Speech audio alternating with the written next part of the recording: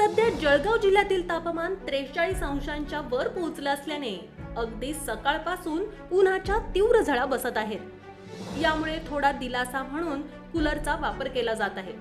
शिवाय थंड पाण्याचा आधारही घेतला जात आहे। दरम्यान दुपारी पिण्यासाठी थंड पाणी घेत असताना वॉटर कूलरला हात लावताच विजेचा जोरदार झटका बसला। यात एका तरुणाचा मृत्यू झाला। ही घटना 19 मे रोजी दुपारी घडली।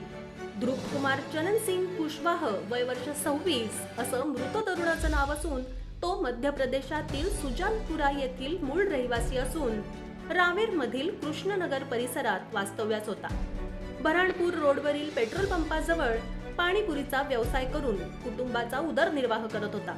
रविवारी दुपारी 4च्या सुमारास ध्रुव कुमार व्यवसायासाठी पेट्रोल पंपावरील वॉटर कूलरचं थंड पाणी आणण्यासाठी गेला होता।